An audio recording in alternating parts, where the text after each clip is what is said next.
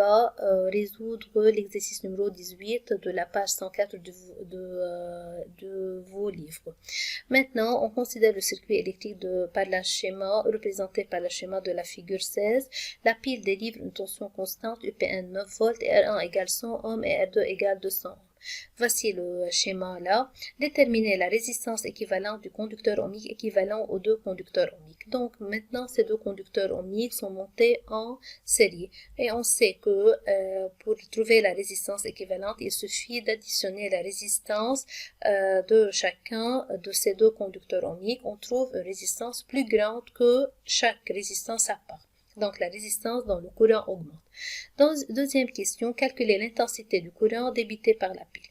Donc je vous conseille maintenant, à chaque fois que vous trouvez une résistance équivalente à une association, c'est mieux de tracer un nouveau diagramme qui montre la résistance équivalente ou bien le conducteur équivalent qui remplace l'association là. Maintenant, dans le circuit qu'on a obtenu, on a la pile et on a la résistance équivalente. Donc, il nous demande de calculer l'intensité du courant débité par la pile.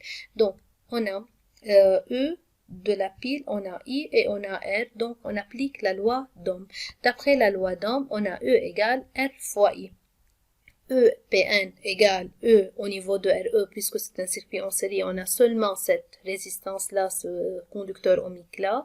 Pour trouver l'intensité, il suffit de diviser la tension sur R équivalent et on obtient 0,03 ampères. Maintenant, on a trouvé l'intensité du courant au niveau de RE, ça veut dire l'intensité du courant principal. Revenons à la figure initiale. Donc, on a trouvé I ici. Est-ce que l'intensité I, c'est la même au niveau de R1 et au niveau de R2? Bien sûr, puisque le circuit est en série, c'est la loi d'unicité de l'intensité du courant. Donc, on nous demande dans la partie C de calculer la tension au niveau de E1 et E2. Donc, on a trouvé I, donc on a trouvé I1 et I2, comme je viens de dire. Qu'est-ce qu'il suffit de faire?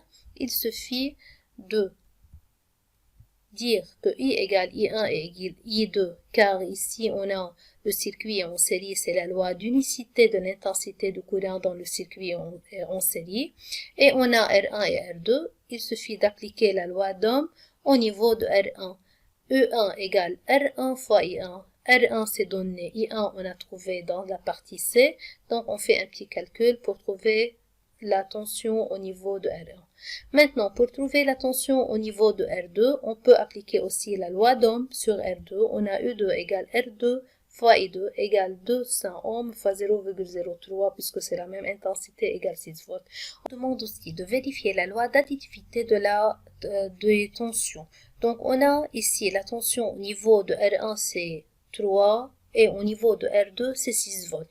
Donc, on sait tout d'abord que la tension, pour vérifier la loi d'additivité de la tension, on va montrer que la tension au niveau de la pile vaut la somme de la tension aux bornes de R1 et de R2. Alors, on a E1 3 volts, E2 6 volts, E1 plus E2 c'est 9 et la tension de la pile c'est 9, donc les deux valeurs sont égales. Alors, on a vérifié la loi d'additivité de la tension qui vaut que EPN égale E1 plus E2.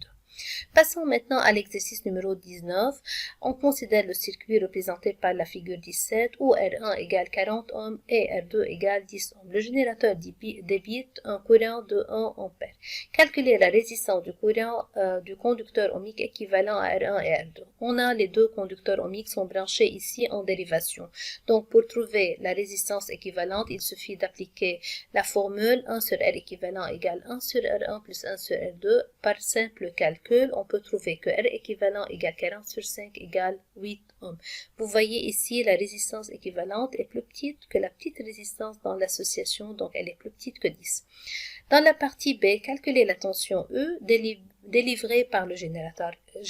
Comme je viens de dire, c'est mieux de tracer un nouveau diagramme qui représente la résistance équivalente. On a l'intensité du courant principal et on a la résistance équivalente. Donc, on applique la loi d'Ohm au niveau de RE. On a E égale RE fois I. 8 ohms fois 1 ampère égale 8 volts. La partie C, calculer l'intensité des intensités du courant qui circule dans R1 et dans R2. Vérifier la loi d'additivité des intensités. Donc, pour trouver l'intensité du courant, il suffit de quoi faire ici. On a dans un circuit en dérivation, on a la tension de la pile est égale à la tension au niveau de R1 et la tension au niveau de R2. Donc, on a E égale E1 égale E2 égale 8 volts selon la loi d'unicité de la tension dans un circuit en parallèle. Puisqu'on a la tension et on a la valeur de la résistance de chacun des conducteurs ohmiques, il suffit maintenant d'appliquer la loi d'Ohm. La loi d'Ohm au niveau de R1, on a I1 égale E1 sur R1, donc égale 0,2 ampères. Et au niveau de R2, on a U2 égale R2 fois I2, donc I2 égale 0,8 ampères.